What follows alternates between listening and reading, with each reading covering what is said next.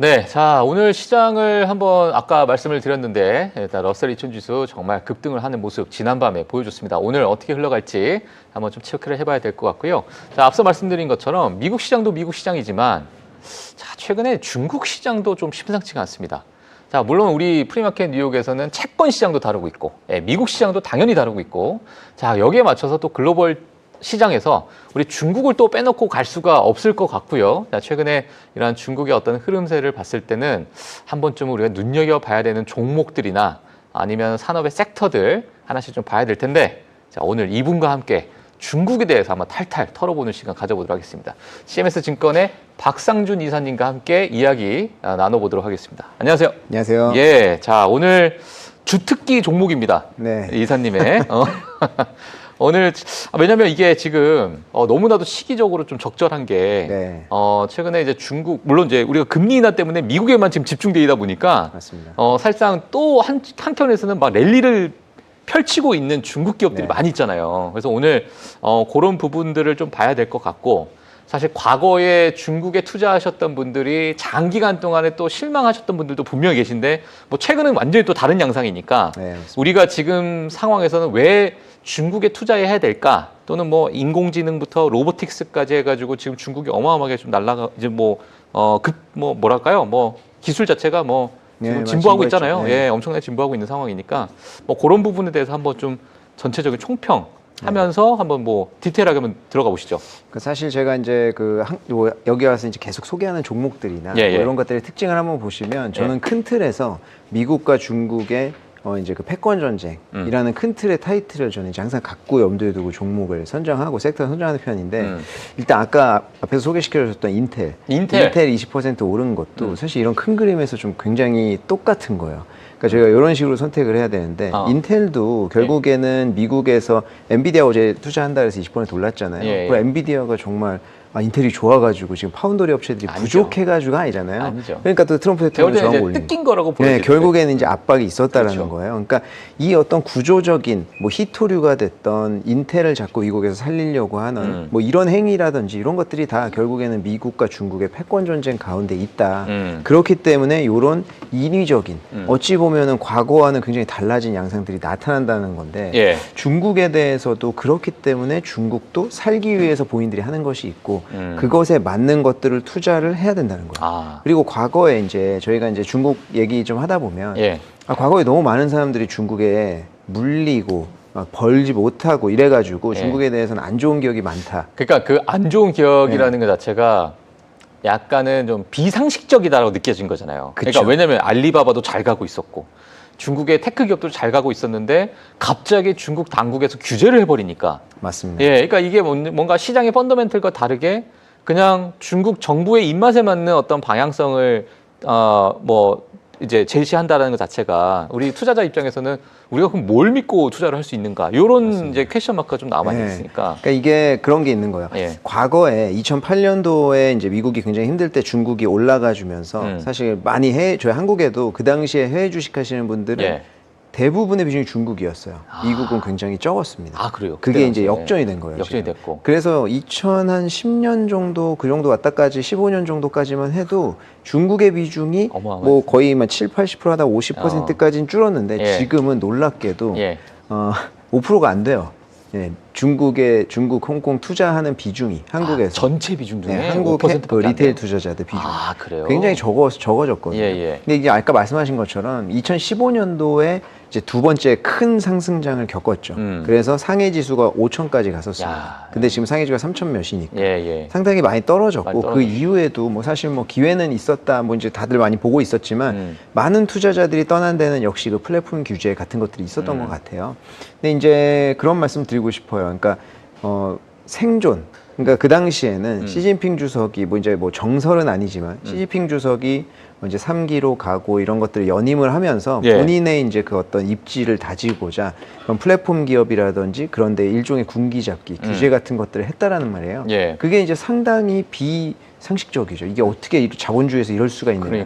하지만 지금의 상황을 다시 보면 일단은 뭐 중국이 뭐 공식적으로 시진핑 주석의 어떤 지지율 이런 것들 조사하는 것은 아니지만 경제가 굉장히 안 좋아졌고 지금도 안 좋고 네, 지금도 안 좋죠. 디플레이션을 오히려 우려하는 상황이고 청년층의 취업률은 떨어지고 그렇죠. 요거는 이제 좀 개인적인 사견이다마는 이 그 청년층의 그 지지도가 굉장히 중요하거든요. 왜냐하면 과거에 굉장히 상징적인 일이 하나 있었는데 그 마윈이 그 알리바바가 막 떠오르면서 거의 중국에서는 신이었어요. 모든 사람들에게 맞아요. 마통령 막 하고 난리 났었는데 굉장히 지지를 받다가 어느 순간 본인도 어떤 그 자부심에 취했는지 공산당을 비판하는 글을 올린 적이 있었거든요. 거기에 댓글을 달았는데 악플이 엄청났어요. 네가 뭔데 공산당을 비난하냐. 근데 그 악플을 단 게 거의 대부분 그 당시에 중고등학생층이거든요. 예, 그러니까 이게 뭐냐면 이제 그 전에 세대, 마윈이나 이런 세대는 굉장히 힘들었다가 개혁 개방을 하면서 국가가 성장하는 걸 같이 본 사람들이고 그 당시에 중고등학생들은 태어나자마자 중국이 고속 성장하고 있었던 세대예요. 그렇죠. 그러니까 아니 공산당 너무 잘하고 있는데 저분은 성공을 했지만 또 어떻게 그러니까 일종의 세뇌 그런 것도 좀 있는 거고 그게 있다 보니까 그런 현상들이 그러니까 지금의 어떤 지지층은 젊은 층들이 더 많을 수도 있다라는 거예요. 근데 그 사람들이 나와서 와 공산당 잘하고 있다라고 해서 졸업했는데 취직이 안 돼. 이거 사람이 먹고 사는 거랑 이 지지율은 관련이 되어 있잖아요. 그렇게 되면 이거는 경고함이 흔들릴 수도 있다. 저 개인적인 생각은 좀 그런 게 있거든요. 저는 이제 뭐 여러 가지 일이 있지만은 많은 젊은층이 마윈 회장을 싫어했던 결정적인 일이 있었습니다. 제가 생각하는 마윈 회장이 그때 당시에 33살이 됐는데 너가 가난하다. 그건 너 책임이다. 제가 그때 34살이었거든요. 제가 가난했어요. 그래서 제가 그때 싫어했습니다. 저도 그걸 그때 들었다면. 저는 이제 그 중국의 청년분들을 이해할 수 있을 것 같아요. 근데 본인은 뭐 워낙 근데 그거 그렇게 또 얘기가 세면 또 그거 얘기하면 저도 할 얘기가 많지만 그건 나중에 그 뒤에 가서 얘기할 것 같고. 그래서 지금의 경제 상황이 중국이 내실적으로도 부양을 해야 되는 위치에 있는 거고 외부적으로 보면 미국과의 패권 정쟁이 점점 격화되고 있단 말이에요. 여기에서 지금 자칫 잘못하면은 삐끗하면은 큰일 날 수 있는 상황이기 때문에 그런 인위적인 규제나 이런 것들은 제가 봤을 때는 하기가 힘들어요. 하기가 힘들다. 굉장히 긴 시간 동안. 그럼 이제부터는 이러한 어떤 중국 당국의 규제나 이런 것들은 일부 우리가 조금은 안도해도 되는 시기라고 좀 보세요? 저는 그렇게 생각해요. 그렇게 보고 계시고. 그리고 이게 되게 역설적인 게 과거에 이제 그 사회주의 국가인데 증시가 있고 거기에 어떻게 투자하냐. 과거에 그런 말씀 많이 하셨지만 그렇죠. 2008년도, 15년도에 우리가 엄청나게 투자했거든요, 한국에서. 근데 그게 왜 그랬었냐. 그때는 또 정부의 정책에 대해서 약간 그런 면이 있는 거예요. 중국은 사회주의 국가니까 정부에서 뭐 한다고 하면 한다. 그래서 그 정책에 따라서 막 투자가 되면 주가가 올라가고 이런 것들이 또 있었거든요. 그러니까 이제 굴기라는 단어를 쓸 정도로. 양날의 검인 거예요. 그게 이제 2017년도 이때 가서는 그렇게 안 좋게 쓰인 거고. 그래서 오늘은 지금 저희가 아까 말씀하신 대로 금리 인하에만 다 눈이 쏠려 있었고 미국 증시만 보고 있었는데 중국이 신압으로 지금 상해 지수가 엄청나게 올라왔어요. 10년 만에 최고점으로 올라왔어요. 그렇기 때문에 지금에서는 중국을 좀 봐야 되는 시기인 것 같아요. 알겠습니다. 자, 그러면 뭐 장표나 이런 표로 한번 우리가 한번 체크를 한번 해볼까요? 그래서 한 세 가지 측면에서 좀 말씀드리고 싶은데요. 첫 번째는 중국 정부의 정책적인 면, 그리고 유동성, 그리고 구조적인 자금의 흐름에 대해서 좀 말씀드리고 싶은데. 좋습니다. 일단은 중국 지수를 보면 이게 올해 1월부터 8월까지의 흐름인데, 요 그 첫 번째 장표에 있는 것은 뭐 이제 상해 종합, 심천, 뭐 항생테크 이런 이제 지표들이고요. 요 검은색, 빨간색들 보시면 요게 본토 지수들이에요. 요것들이 이제 마지막에 막판에 쫙 올라왔고 항생테크랑 항생지수는 회색 계열인데 요거는 이제 계속 좀 올라오고 있어. 이렇게 흐름을 볼 수 있고요. 오른쪽에 있는 표를 보시면 굉장히 상징적인데 막대 그래프죠. 막대 그래프는 회색이 올해 초부터 8월 말까지의 상승률입니다. 그러니까 올해, 그러니까 2025년. 2025년도에. 근데 보시면 이제 그 뭐 스타50 과창판이나 창업판이나 심천이나 이런 것들이 지수가 올해 초 대비 많이 올라왔고요. 많이 올랐네요. 특히 과창판이나 창업판은 뭐 사실 요 모든 지수들이 지금 하늘색으로 친 게 나스닥이랑 S&P 500이거든요. 거기에 대비해서 훨씬 많이 상승을 했고요. 한 뭐 4배? 3배, 4배 올랐네요? 그리고 맨 끝에 있는 거 있죠. 동그라미 안 쳐져 있는 거. 그게 한국이거든요. 코스피. 한국 대비해서도 과창판, 창업판이 더 많이 올라왔어요. 우리가 한국 지금 엄청 많이 올랐다고 난린데도 했는데도 그거보다 더 올라 있어요. 중국이. 근데 우리는 그걸 모르고 못 느끼고 있어요. 정말 많은 사람들이 아무 관심 안 갖고 있었거든요. 그렇기 때문에 이제는 그러면은 지금 이거 그 일단 이제는 집중을 예. 좀 해야 된다. 네. 근데 이게 이제 상해 지수만 놓고 보면 10년의 흐름이거든요. 근데 보시면 그 핑크색으로 되어 있는 게 유동성 장세가 펼쳐질 때예요. 유동성 장세가 펼쳐질 때 대부분 증시가 상승하는 모습을 보이고 있고요. 큰 그림에서 그거 하나 말씀드리고 싶은데 중국에 조금이라도 관심이 있으셨던 분들은 아마 작년 9월에부터 해서 급등했다라는 사실은 알고 계시고 올해는 항생테크 많이 올랐다라는 거 알고 계실 텐데 요거 변화에 대해서 저희가 좀 볼 필요 있어요. 9월 달 전까지는 사실은 정부에서 아무런 스탠스도 보여주지 않았고 기업들, 민간 기업들도 움직이지 않았었어요. 그리고 그때까지는 중국에서 AI 이런 얘기 거의 없었습니다. 그러니까 미국이 전 세계 AI는 독주였었어요. 완전히. 예. 그런데 9월 달에 갑자기 9월 24일이거든요. 갑자기 추석 후였을 거예요. 갑자기 중국 정부에서 경계 부양책이 나와서 완전 서프라이즈였어요. 그것 때문에 난리가 났죠. 네, 그래서 증시가 급등을 해버렸거든요. 맞아요. 근데 그때 급등 증시의 문제는 뭐였냐면 너무 많이 저평가돼 3년 동안 떨어졌으니까 네. 너무 저평가되어 있다 보니까 정부에서 이제 마음 먹었구나 엄청나게 큰 부양책 내놓으니까 그래서 갑자기 증시가 급등해 버린 거예요. 예. 이게 저평가되어 있다 보니까 예. 그래서 기대치가 점점 올라가기 시작을 했고요. 사실 민간 기업이나 이런 데는 아무것도 안 했는데 정부에서 우리가 이제 이렇게 해서 경제 지원할게라는 것도 뚝뚝뚝 내놓으니까 증시가 급등했고 그러고 일주일마다 한 번씩 각 부처에서 이제 뭐 인터뷰 같은 걸 하는 거예요. 예. 우리 좌담회 같은 거 하겠다. 그러니까 아니 지금까지 생존 안 하던 이제 부서에서 한다고 하니까 또 저기서 무슨 어떤 부양책 나온다. 부양책 나온다.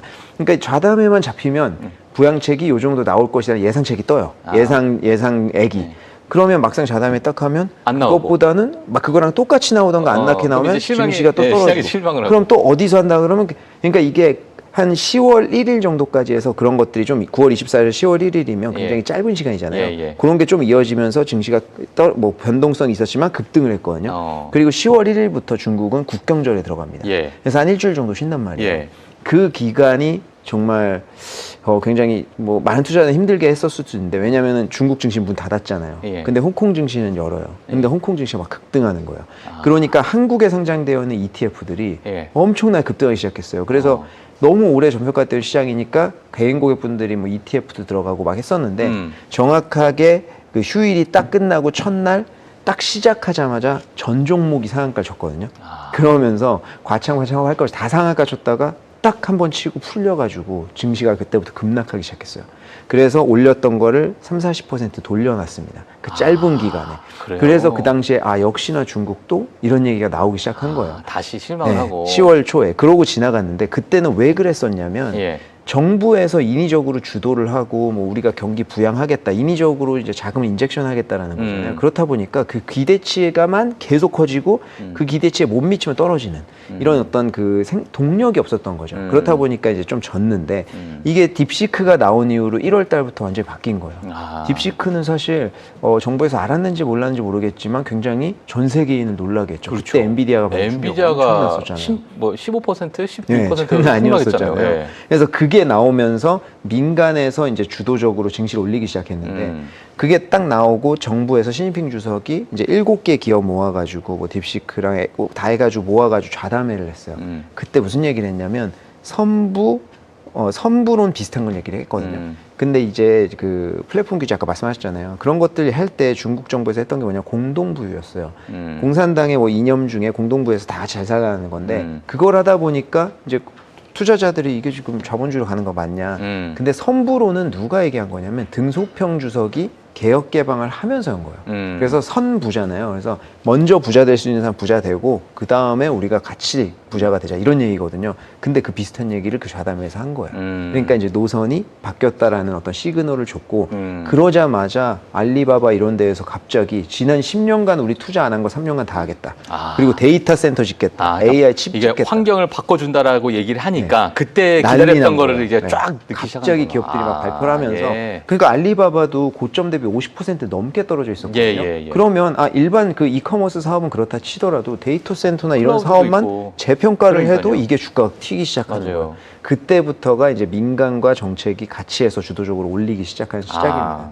그래서 지금까지 그게 좀 이어지고 있는 거다. 체질이 좀 많이 바뀌었다라고 볼 수 있고요. 근데 이제 제가 좀 말씀드리고 싶은 게 뭐냐면 지금 시장에 대해서 AI에 대한 기대감도 있고 중국이 뭐 H20 안 사겠다라는 이야기. 그러니까 뭐 반도체의 어떤 기술력이나 이런 것들이 일부 어느 정도 좀 따라온 게 아니냐라는 시장의 기대감도 좀 있는 것 같은데 과거 우리가 방금 말씀하신 것처럼 2008년, 2009년 또는 2015년, 16년 때의 그 중국의 어마어마한 어떤 주가 상승, 그때는 이제 어찌 보면 중국의 GDP가 또 맞습니다. 밑바탕이 좀 됐었잖아요. 그러니까 경제 성장률이라는 게 보여줬기도 했고, 그러다 보니까는 정말 야 이거 중국 주식 사야 되나라고 엄청난 붐이 있었는데 그렇죠. 지금의 이 시장 자체가 물론 경기를 부양하겠다라고 하지만은 결국에는 이거를 지속 가능할 것인가라고 봤을 때는 우리가 경제 성장률이라는 것을 같이 대입을 해서 좀 봐야 될 것 같은데, 요런 것들은 과거와는 좀 다를 것 같아요. 제가 볼 때 지금 맞아요. 현재를 요거를 우리가 투자자들이 과연 같은 환경으로 봐야 되는 것인가? 아니면은 정말 기민하게 움직여야 될 것인가? 무슨 얘기냐면 뭐 AI 잠깐 뜨면은 또 책 실현해서 좀 가만히 있다가 이런 약간의 어떤 트레이딩 관점으로 우리가 봐야 될까? 이게 저는 참 궁금하거든요. 일단은 사실 GDP 성장률 같은 경우에는 이제 중국도 과거처럼 그 당시에는 뭐 사실 완벽한 이머징 국가, 이제 디벨로핑 컨트리의 모습을 보였기 때문에 GDP 성장률이 굉장히 중요한 시기가 있었어요. 말씀하시는 것처럼. 그래서 그 당시에 뭐 나왔던 게 뭐 후진타오 주석의 바오치 뭐 7%는 지키겠다. 뭐 이런 거. 맞아요. 근데 점점 이건 떨어질 수밖에 없는 게 이제 명량한 사실이고 지금 같은 경우에는 이 정책적으로 이 GDP를 어느 정도나 5%를 어떻게 지킬 것인가 뭐 이런 것들이 이제 관건인데 환경이 좀 많이 바뀌었다라고 볼 수 있고요. 그때만큼의 어떤 발전 중인 국가라기보다는 어느 정도 발전 수준이 올라온 국가로 조금 되고 있다라고 이제. 근데 뭐 이제 한국이나 미국에 비해서 성숙함은 아니고 이제 발전 중인 국가에서는 조금 벗어났죠. 그렇다 보니까 GDP 성장률이 과거부터 정도 나올 거라는 거는 예측할 수가 없고. 근데 중국 정부는 항상 우리나라도 왜 창조 경제 뭐 이런 말들 있잖아요. 주석마다 이제 새로 뭐 미는 어떤 슬로건들이 있거든요. 그래서 과거에 뭐 과학적 발전관 막 이런 것이 있어요. 근데 지금 시진핑 정권에서 밀고 있는 건 신질적 생산력이거든요. 신질적 생산력. 근데 이런 슬로건들이 그냥 말만 들으면 뭔지 잘 몰라요. 예전에 제가 중국에서 학교 다닐 때 과학적 발전관이 뭐냐 제가 교수님한테 물어봤는데 그러니까 한 10분 넘게 설명해. 자기도 모르니까. 그러니까 이런 것들이 항상 그런 거잖아요. 탑다운으로 내려오는 건데 이번에는 좀 비교적 명확해요. 그러니까 신질적 생산력이란 뭐냐면 GDP의 이제 그 성장 공헌도가 노동비도 있고 투자도 있고 그 다음에 이제 총 요소 생산성 뭐 이런 것들이 세 가지가 보통 구성이 되는데 노동비 같은 경우에는 과거에 이제 중국이 노동비가 쌌잖아요. 그러니까 요 비중이 제일 높았겠죠. 그리고 이제 정부에서 인위적으로 자금을 넣는 투자. 그래서 이런 것들이 이제 GDP의 성장의 공헌이 과거엔 컸다면 노동비도 이제 올라가고 투자도 예전같이 못하니까 결국에는 총 요소 생산성을 올려서 하겠다. 그러니까 질적 생산을 이제 총 요소 생산성을 올려서 하겠다라는 거예요. 그래서 GDP 올리겠다라는 건데 그럼 이 총 요소 생산성은 결국에 뭐냐? 이게 효율이거든요. 그러니까 효율하면 딱 생각나는 게 AI 뭐 이런 것들이잖아요. 그러니까 이게 결국에는 지금의 뜨는 산업들이랑 다 연관이 되어 있어요. 그래서 그쪽 산업으로 중국도 결국에는 돈을 낼 거다. 이제 지원을 해줄 거다라는 그러니까 건데 미국과 비슷한 결로 이제 중국에 들어간다는 얘기네요. 결국에 이게 이제 비슷하게 흐름을 가는 거예요. 근데 이 질적 생산력 그래서 어떻게 할 거냐? 우리나라도 예전에 이제 뭐 새마을 운동 뭐 이런 거 하듯이 뭐 중국도 5년마다 뭐 몇 차 계획, 몇 차 5개년 계획 이런 거 하거든요. 15차 5개년 계획이랑 중국 제조 2025 과거에 이제 뉴스에도 많이 나왔죠. 맞아요. 근데 요 두 가지를 수단으로 해가지고 기술 자립화를 하겠다라는 거고 그리고 내생 경제 방지. 요거는 뭐냐면 이제 공급 과잉이 중국은 이슈잖아요. 그런 것들 좀 막게 해가지고 PPI가 결국에는 생산자 물가가 이제 계속 떨어지는 게 공급 과잉 같은 것들이 있으니까 이런 것들 줄여서 생산자 물가도 높일 수 있게 하겠다. 뭐 이런 것들이 있는 건데 이 15차 5개년 계획, 중국 제조 2025 이런 것들, 2035 이거 다 옆으로 가면 대상 산업이 AI, 반도체, 저고도 경제 이거 정확히 다 근데 미국이랑 저는 요 표 되게 소름 돋는 게 지금 방금 말씀하신 것처럼 전면적인 기술 자립화 실현 이렇게 되어 있잖아요. 저게 가운데에 큰 네모칸 오른쪽에 대상 산업 이렇게 해서 붉은 색깔로 이렇게 해주셨는데 지금 중국의 메시지가 지금 이거 아니에요? 지금 맞습니다. AI 칩 안 받겠다. 우리 기업으로 자립화시키자. 지금 그러고 있는 상황이잖아요. 그러니까 이게 정확히 지금 미국하고 패권 경쟁을 하는 분야들이에요. 그래서 앞으로 중국도 그냥 무작정인 증시의 상승보다는 이런 섹터 위주로 좀 봐야 되는 필요가 있는 거죠. 제가 궁금한 게 이사님도 잘 아시겠지만 그 중국이 정말 기술이 발전돼서 자립을 할 정도의 어떠한 그러한 역량이 지금 마련됐다라고 보세요? 어떻게 보세요? 그거는 이제 그것도 이제 잘 말씀하셨는데 그거에 대해서 좀 말씀드리고 싶어요. 그 제조업 2025. 그러니까 중국이 미국에 이제 전면적으로 어떤 제재를 받고 견제를 받기 시작하던 게 뭐 1대1로 이런 것도 있지만 제조업 2025가 좀 있거든요. 그러니까 제조업 2025 우리가 해가지고 1대1로 쫙 깔고 우리가 제조업으로 이제 완전히 강국으로 가겠다라는 거예요. 이제 우리가 이제 너네 신경 안 쓰고 강국으로 가겠다라는 거거든요. 제조업 2025에 포함되어 있는 분야가 되게 많아요. 뭐 고속철도도 있고요, 반도체도 있고, 뭐 항공기도 있고 여러 분야가 있는데 그 중에서 지금 25년 끝났잖아요. 올해가 끝났는데 그러고 제조업 2035가 내년부터 나온다는 거잖아요. 그래서 2025에 지금 성적표는 어떻게 됐냐라고 했을 때 제가 상반기에 그걸 한번 정리한 적이 있었거든요. 그 당시에 성적표는 한 70에서 80% 정도 했다. 왜냐하면 분야별로 다 다른데 고속철도는요. 전 세계에서 고속철도 길이가 제일 길어요. 중국이. 중국이? 그 넓은 땅덩어리에 촘촘하게 고속철도 깔았고요. 이제 고속철도를 만들어서 수출해요. 우리가 모르는 사이에 그렇게 되어 버렸고, 근데 이제 반도체가 어찌 보면 여러 가지 다중에서 핵심인데 반도체 때문에 점수 많이 꺾였거든요. 아까 말씀하신 것처럼 기술 자립화가 안 됐다 이거. 왜냐하면 장비 쪽은 말이 안 된다라는 거잖아요. 근데 지금 되게 흥미로운 건데 지금 그 하반기에 들어서면서 계속 나오는 게 자립화가 어느 정도는 된 거 아니야. 수치적으로는 모르겠지만 왜냐하면 과거에 이제 그 장비 쪽 작년부터 이런 어떤 뭐 이제 그 조금 조짐이 있었는데 SMIC가 우리 지금 뭐 다들 아시겠지만 TSMC랑 이제 비교할 수 있는 파운더리 업체잖아요. 뭐 물론 생산 규모는 아직도 TSMC가 훨씬 크지만 SMIC에서 그 당시 화웨이의 7나노미터 칩을 만들었어요. 맞아요. 그러니까 그래서 작년에 화웨이의 신규 폰이 짜잔 나왔는데 7나노미터급 반도체를 넣었다는 거예요. 7나노미터. 그래서 이게 어떻게 된 거지? 그래서 블룸버그에서 막 까보고 그랬잖아요. 근데 7나노미터 맞아요. 그래서 이거 어떻게 생산을 했냐? 우회로 돌려서 SMIC가 했다 이거예요. 근데 이거 EUV 장비, EUV 접수 안 될 텐데? 라고 해가지고 그때 바이든 정권에서 이제 그 ASML에 얘기해서 장비 수출 못하게 했는데 이거 한 거 아니냐? 이게 난리가 난 거예요. 근데 나중에 이제 시간이 지나서 밝혀진 거는 SMIC에서 DUV 장비를 가지고 만든 거예요. 여러 번 돌려서. 그러니까 EUV는 한 번에 찍으면 되는데 DUV는 계속 찍어가지고 만들어냈다는 거예요. 그래서 지금 4나노미터도 가능하지 않느냐 뭐 이런 얘기가 나오는 건데 지금 그 이후에 중국이 그래도 수율 안 나오니까 저거 안 될 거야. 근데 SMIC에서는 저희가 기업 탐방 갔을 때 물어보니까 수율이 안 나와도 전략적 사업으로 계속한다 그랬거든요. 무슨 얘기냐면 이거는 제 추측인데 전략적 사업과 상업적 사업이 있다는 거예요. 상업적은 돈 실제로 버는 거고 전략적은 내가 돈이 안 되다도 하겠다는 거야. 이거는 정부에서 어찌 보면 밀어준다고 할 수 있고요. SMIC가 화웨이 칩 대부분 받잖아요. 화웨이는 비상장 기업이고 이름 자체가 그 중화할 때 화자의 그거잖아요. 그러니까 그 국영기업 아닌데 이름을 그렇게 국영기업처럼 진 거예요. 그러니까 정부의 어떤 그런 스탠스가 반영이 되어 있는 밸류체인이라고 볼 수 있는 거죠. 근데 지금 시간이 흐르고 엔비디아가 이제 수출하지 말라고 중국에 수출하지 말라고 하니까 그래도 우리 좀 돈은 여기서 버는 게 꽤 짭짤한데 이걸 왜 하지 말래요? 우리 그러면은 사양 낮춰서 할게요 라고 해서 계속 낮춰서 H20이었는데 지금까지는 중국 정부에서 그거라도 주세요. 뭐 H20이라도 주면 써야지 뭐 이런 느낌으로 받았단 말이에요. 근데 생각해보세요.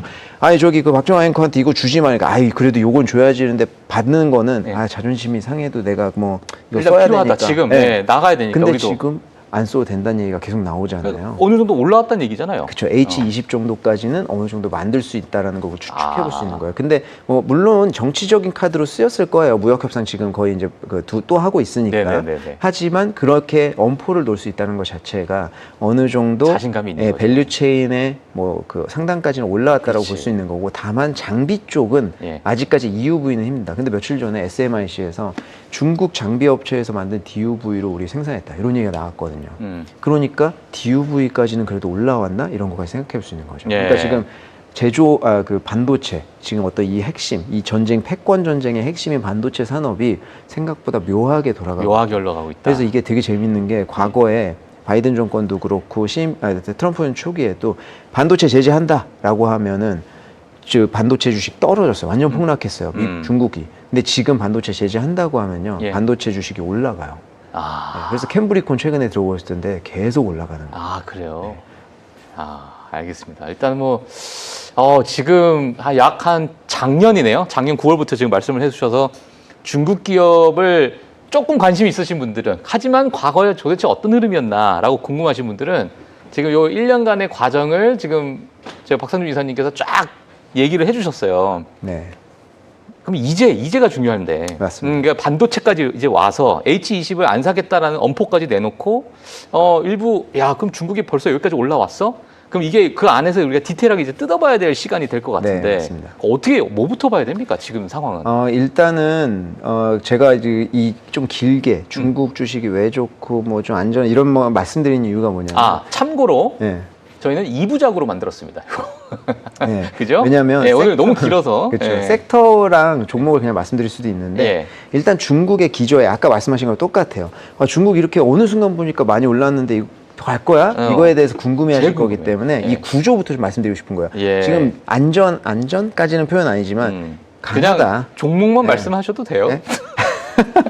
강하다. 아니, 지금 강해요. 왜냐하면 정책적으로 아까 앞에서 서른에 얘기한 것처럼 지금 결국에는 이게 전국 정부에서 테크 쪽으로 밀어줄 수밖에 없는 그리고 키워야 될 수밖에 없는 상황이 구조가 됐잖아요. 그렇죠. 그러면 우리가 이제 수급을 봐야죠. 증시에서 유동성이 얼마나 지금 들어오고 있는가. 이게 좀 굉장히 중요한 거예요. 아까 표에서 유동성 장세일 때 증시가 많이 갔으니까 어느 국가 소위 얘기하면 뭐 스마트 머니 수급이 지금 어떻게 지금 돌고 있는가. 맞습니다. 그걸 이제 봐야 된다는 거예요. 그러면 유동성이 얼마나 풀리느냐.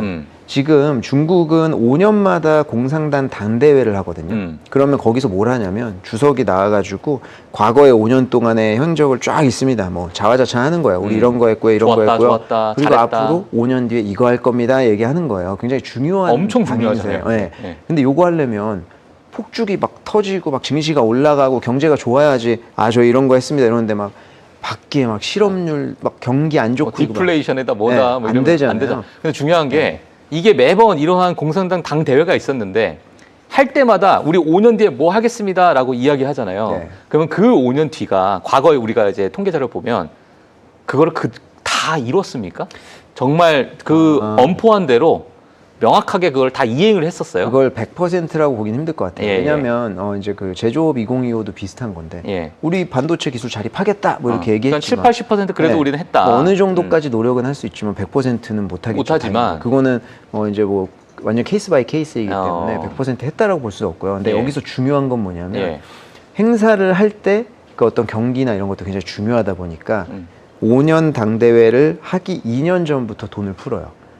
그래서 M1이 증가하거든요. 그러니까 우리가 M1, M2 얘기하지만 M1이랑 뭐 보통은 M2를 많이 사용합니다. M2. 증시와의 연관성을. 근데 M1이 실질적으로 그냥 요구불 예금이랑 현금이거든요. 즉각적으로 증시가 좋아지면 바로 그냥 넣을 바로 들어갈 수 거예요. 있는 돈이 이제 M1이죠. 중국은 보통. M1이랑 증시의 관련성이 더 커요. 표에서 보시면 아시겠지만. 그래서 2027년이 21차 당대회예요. 2년 전이 지금이거든요. 그래서 지금부터 돈을 풀기 시작했다. 그래서 M1이 증가하기 시작을 했고요. 요 밑에 검은색이 M1이에요. M1이 증가율이 마이너스여다가 지금 10% 가까이 올라왔잖아요. 올해 들어서. 그래서 M1 증가율도 나오고 있다. 그래서 유동성이 풀리고 있다는 걸 저희가 가늠해 볼 수 있고요. 그리고 개인 투자자들이 이제 제일 먼저 반응하잖아요. 그래서 이 다음 표를 보시면 빨간색이 신용거래 잔액이에요. 그러니까 뭐냐니까 돈 빌려서 투자하고 레버리지. 뭐 이런 레버리지 잔액이라고 보시면 되는데 개인 투자자들들이 얼마나 열기에 따져 있는지를 우리가 볼 수 있는 전형적인 지표거든요.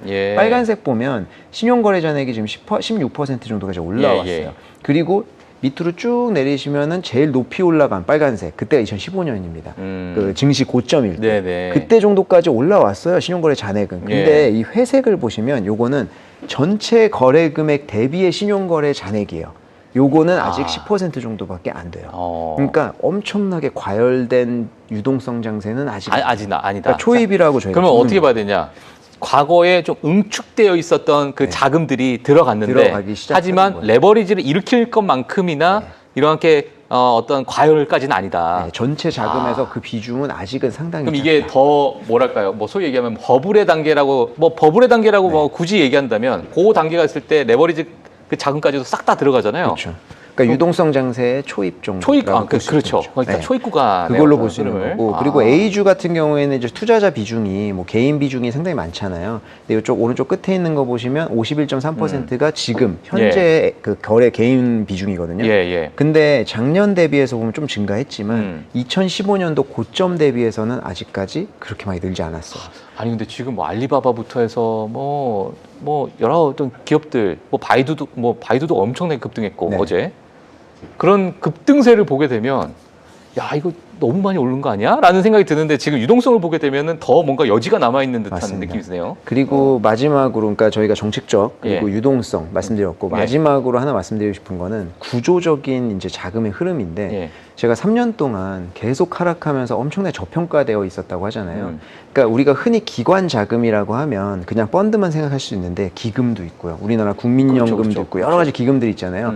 거기는 의사결정 구조를 보면은 저 본부장님 저 투자할게요. 그래서 바로 투자하시는 게 아니잖아요. 뭐 보고하고 그럼 몇 달은 걸립니다. 선정하고 이러면. 근데 3년 동안 증시가 너무 안 좋으면서 보통 대부분의 이제 기금 같은데, 외국도 마찬가지지만 거기는 이제 벤치마크라는 게 보통 있잖아요. 그거를 이제 MSCI 월드 에퀴 지수를 써요. 그럼 거기에 이제 뭐 비중별로 중국이 몇 % 들어가 있잖아요. 근데 이 BM이라는 거는 비트하기 위해 있잖아요. 항상 상회를 하기 상회하죠, 위해서. 벤치마크를. 그렇다 보니까 3년 동안 중국이 너무 안 좋으니까 중국 비중을 다 줄여놓은 거예요. 이건 전 세계적인 공통이에요. 그래서 중국 비중이 기금이든 펀드든 BM 대비 엄청나게 떨어져 있습니다. 없는 데도 있어요. 아예. 왜냐하면 딴 데 하면 더 그냥 아웃퍼폼 해버리니까. 이게 3년 동안 이어졌어요. 이게 극단적으로 보여주는 예가 유럽 같은 데 있잖아요. 아시아 이제 펀드 매니저 중에 아시아 헤드다. 그러면 옛날에는 다 중국이었거든요. 지금 다 그게 인도 사람들로 바뀌었어요. 그동안 체질이 완전 바뀌었다라는 거예요. 그러니까 이게 지금 언더웨이트이 되어 있는데, 문제는 지금 올해 들어서 중국 증시가 많이 올라왔어요. 그러면 중국 증시 비중을 아예 안 갖고 가고 있는 이 기금들은 다시 언더퍼폼 할 수 있는 거예요. 왜냐하면 에퀴지수, 월드지수는 중국 때문에 올라가거든요. 그러니까 중국을 빨리 담아야 되는 거예요. 그래가지고 구조적으로 이 기관들이 아직까지도 중국이 비어있는 데가 많습니다. 그럼 이게 들어오기 시작하는 거예요. 예, 알겠습니다. 이제 저희가 뭐 계속 이어나가고 싶은데 시간 관계상 저희가 이제 요거 긴 이야기이기 때문에 저희가 이제 두 입으로 조금 나눠서 저희가 또 이제 설명을 드려야 될 것 같은데, 여전히 그러니까 기관 투자자나 여러 연금이나 이런 것들에 대한 룸이 여전히 많이 남아 있다. 유동성에 대해서. 아니라 외국도 마찬가지다. 자, 이렇게 우리가 좀 마무리하고 그걸 이제 연결해서 한번 보도록 하겠습니다. 예, 물론 이제 중국 시장에 대해서 앞으로 장기간 동안 좀 봐야 되니까 자, 그런 부분 한번 보도록 하겠고요. 자, 오늘 CMS 증권의 박상준 이사님이 여기서 보내드려 하겠고요. 자, 중국 시장 이어서 또 나중에 다음 주에 또 이어서 이야기해보는 시간 가져보도록 하겠습니다. 박사 이사님 고맙습니다. 감사합니다.